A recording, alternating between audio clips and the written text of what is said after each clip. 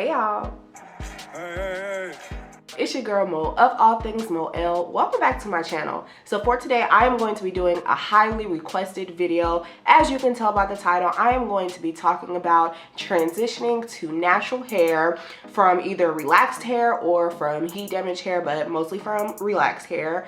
I have been natural for about 7 years now, so it's been a while since I transitioned, but I did want to come on here and make a video just to kind of help some people out. There were a lot of things that I did that were mistakes during my transitioning journey that I just wanted to share with you all, and hopefully it will be helpful. Before we get into the video, please take a moment, go down, hit that subscribe button, and while you're at it, hit the notification bell so that you will not miss when I post new uploads. Let's get into it. My first tip for people transitioning to natural hair is to make sure that you have the right tools. So one thing that you probably really need to do is go ahead and get rid of those fine-tooth combs, get rid of those elastics that have metal parts on them, because those do pull your hair out. Actually, those pull out regular hair, not just transitioning hair or natural hair.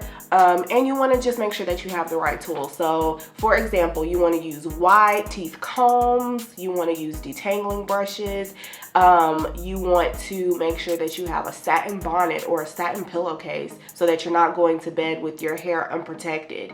You want to make sure when you're drying your hair that you're using a microfiber towel or even a t-shirt, which is what I use, instead of regular towels, because I have found that my natural hair, even though it's healthier, it's a little bit weaker and more fragile than my relaxed hair was. Regular towels are just so tough, and you know, you don't want to cause any unnecessary snags or breakage by using something that's that rough. So switch to a microfiber towel or a t-shirt, which works just fine because that's what I use. By the way, these are not in any particular order, so just keep that in mind. Number two, what you definitely want to do is make sure you moisturize, and then moisturize some more. Natural hair is so dry, and it is because our hair is curly, and curly hair gets drier than regular hair. I mean, that's just how it is. I actually made a whole entire video on things that you can do to make sure that your hair is staying moisturized and retaining that moisture. If you want to see that video, please go down below and I will link it in the description box. But I go into detail about keeping your hair moisturized and why it's so important. And I also give a couple of recommendations for some of my favorite moisturizers, so I definitely recommend that you check that one out. The number three tip is that you want to protective style to avoid manipulating your hair so much. Now, there is a such thing as a good protective style and a bad protective style. You want to stay away from protective styles that are going to put a lot of tension on your edges and on your nape area. Your hair is the thinnest right there, so you don't want to wear tight styles like tight braids, tight cornrows, tight crochet braids. You don't want to wear tight sew-ins because you're damaging your hair when you wear those kinds of styles, and that defeats the whole purpose of it being a protective style.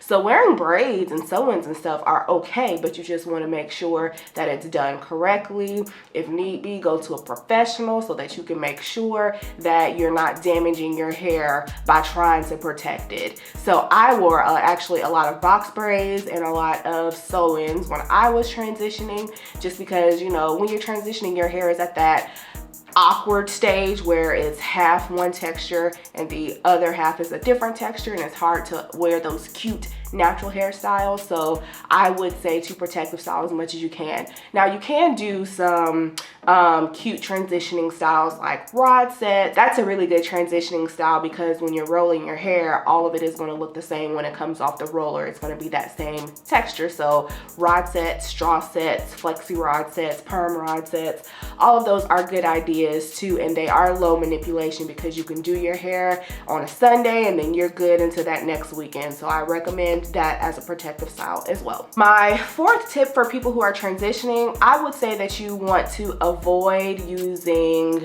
excessive direct heat, aka blow drying or flat ironing. And I have a story to tell about that. So like I said, I did wear sew-ins when I was transitioning, but I did not like wearing full sew-ins because they just looked like wigs to me, and I didn't like that look. I wanted something that looked more natural. So I wore a lot of sew-ins that had leave outs. Now that was perfectly fine when I was first beginning my transitioning process because a lot of my hair was still relaxed, so putting a lot of heat on it didn't damage my curl pattern. But once I started to get more new growth that was natural, putting direct heat on it just was not a good idea. Using all of that heat can disrupt your curl pattern and lead to heat damage. So if you are going to wear sew-ins, I would say avoid a leave out, you know, get a full sew-in, wear a wig. Just don't want to keep putting heat on that one area, because when you are fully transitioned and you get ready to start wearing your little natural styles like your wash and goes and your twist outs and stuff, you're gonna have that one area of your hair that's gonna look different from everything else, and then you gotta start transitioning that area all over again. So avoid direct heat. If you are gonna get blowouts, I would recommend going to a professional, because I did let somebody flat iron my hair.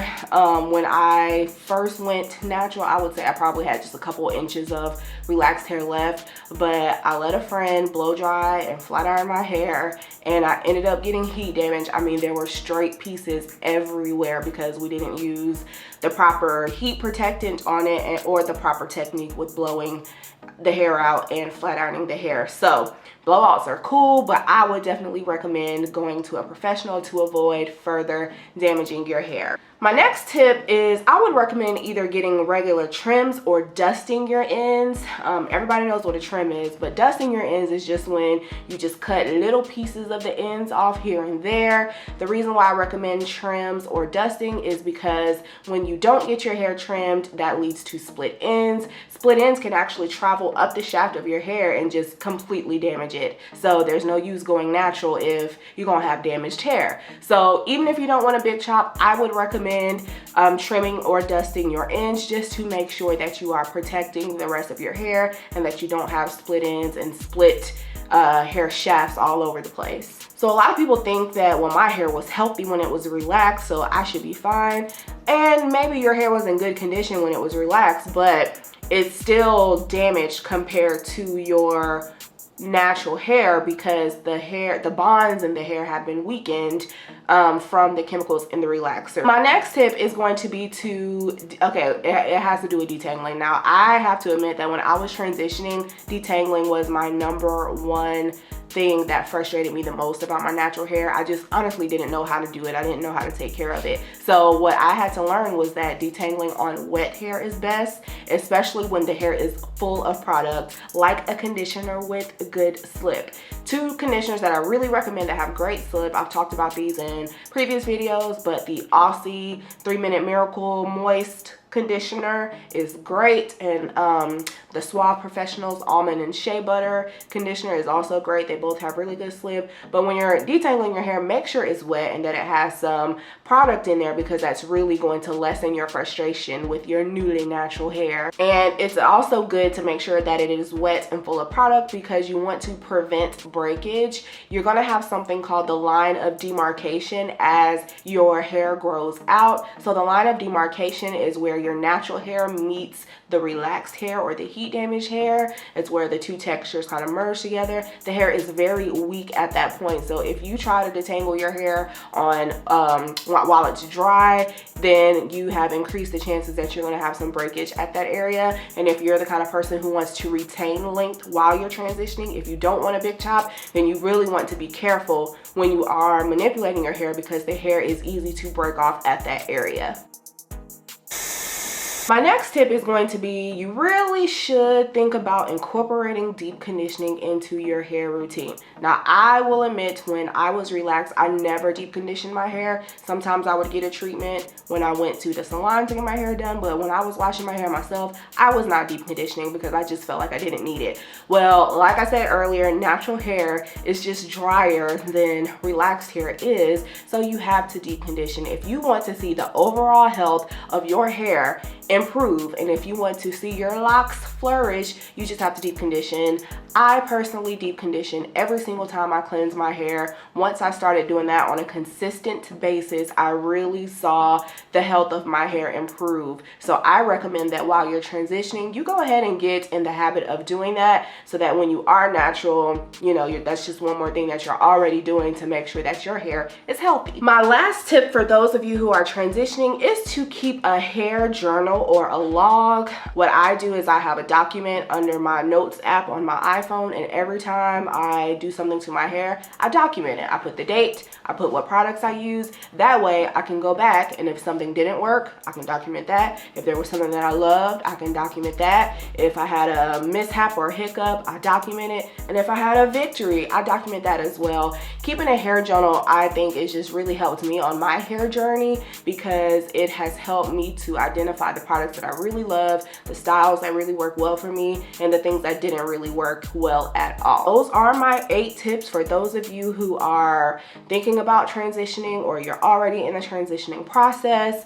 If you have any questions, if you want product recommendations, if there's something that I missed, please go down in the comment section below and put it down there, and I will try to answer all of your questions. If you like the video, please be sure to comment, like, subscribe, and share, and I will see you guys in my next one. Bye.